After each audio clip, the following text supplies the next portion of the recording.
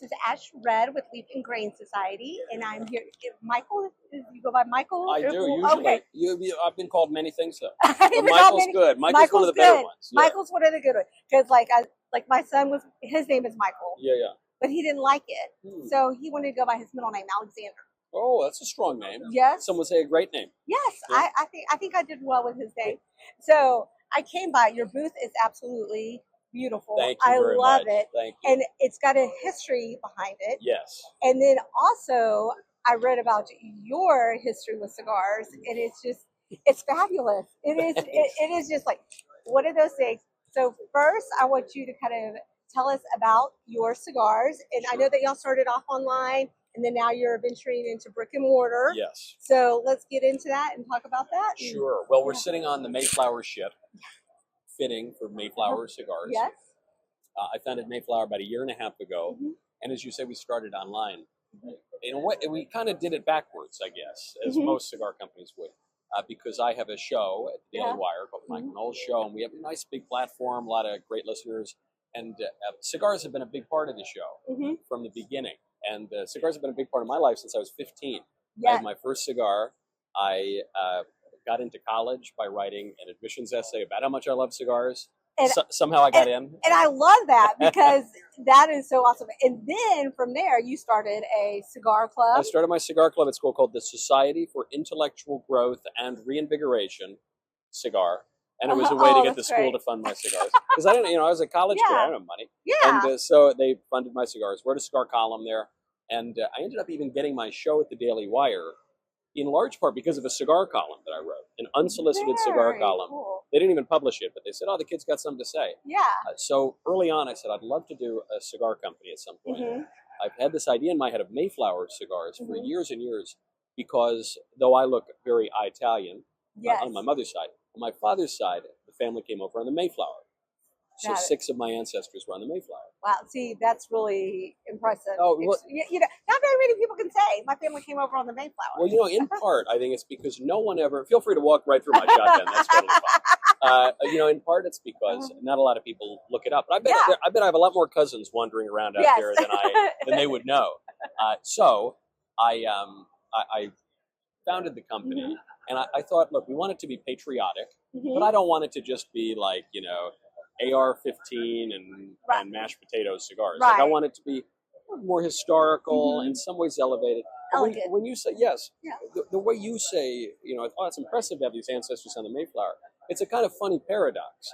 Because in a way, you think the Mayflower is very fancy. Right. But also, these guys were hard scrabble, half of them died the first winter, And then in some ways you think, the Mayflower descendants, they're sort of like the blue bloods. Yeah. But then on the other hand, you say these guys were like total weirdos in England, and they were not considered very high class. No. So I think there's something very American about that. Yes, it is. Which is a combination of very high and idealistic, but very low and practical and salt of the earth and blue collar. And to me, that's what a cigar does. A cigar brings people together from all kinds of backgrounds. It's the great social equalizer, as we often say. Yes. And so I thought it was a great way to bring it all together. We launched with 3 blends. Mayflower Dawn, Mayflower Dusk. We launched with 2. We have a Maduro that's coming out now, which is the Mayflower Dream. But the Dawn and the Dusk come from that painting right behind us. It's a painting that hangs in the Plymouth Museum, and it's by William Halsall. It's called the Mayflower in Plymouth Harbor. And what I love about the painting is you can't tell if the sun is rising or setting. Is the sun rising on America or setting on America? You don't know. Yeah. So I think that a lot of people feel that way, sometimes in their country. Yes. And so we launched there. Then, of course, there's another time of day. That's the dream. That's nighttime. Yes. So that's our Maduro offering. So the Dawn, to get your brass tacks, is a Connecticut wrapper, Ecuador, Connecticut wrapper, Cameroon binder, Nicaraguan filler. The Dusk is a Habano wrapper, a Sumatra binder, Nicaraguan filler. And then the Dream, which will soon be available, but it's not available yet, is a Pennsylvania broadleaf wrapper, which I'd wanted to do from the beginning. I wanted broadleaf. It's an American company, very hard to get good broadleaf. Yes, it is. We got some really beautiful Pennsylvania broadleaf. San Andres Maduro wrapper, binder rather, and then another Nicaraguan filler.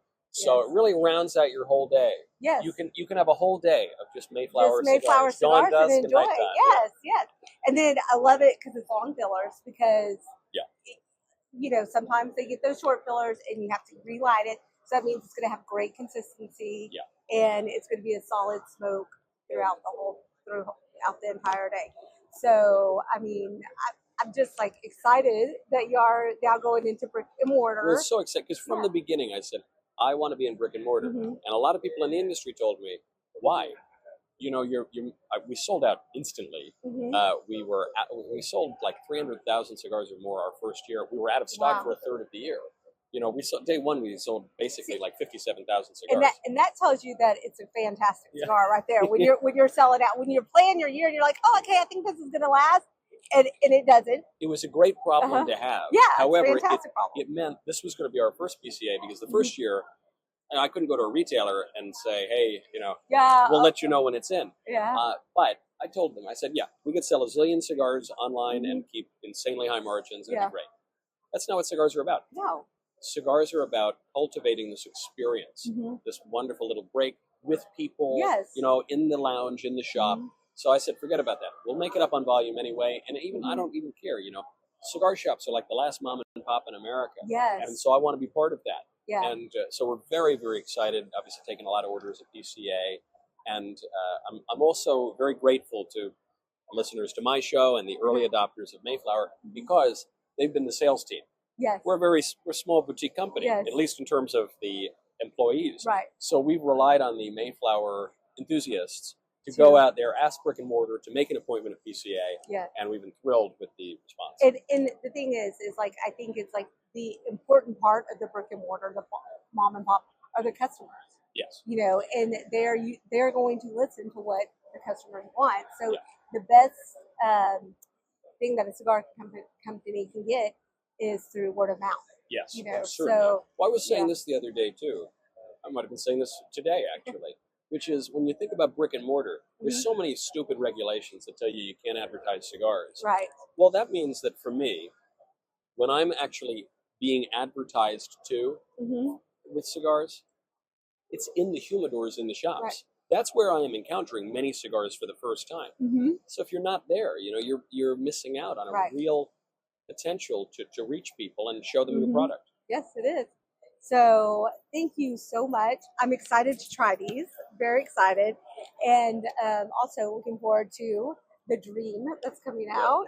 And I love how you went with the D's. The D's. Yes, the D's. The time of day I said I can't, you can't do dawn, dusk, and middle of the night. That doesn't it's dawn, dusk, and dream. And really I would say this is a great breakfast cigar. Some people love Connecticut's all day. To me, it's perfect. It's got a little more body than a lot of Connecticut's do. The dusk, I just love. To me, the dusk is a steak dinner. And the Dream, if you like Maduro, I think especially because of that San Andres Maduro binder. San Andres is phenomenal. It's phenomenal. It really gives you, to me, that the Mayflower Dream is like the chocolate before bed.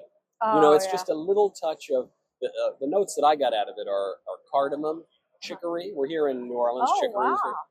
And I would say a little touch of caramel. You know, just this nice, it's not going to punch you in the face before bed. It's going to be this lovely, kind of soft and subtle last cigar of the day. That's right. Perfect way to end the evening. Well, thank you so much for your time. Thank you. And I wish you much success. Thank you very much. And thank you again.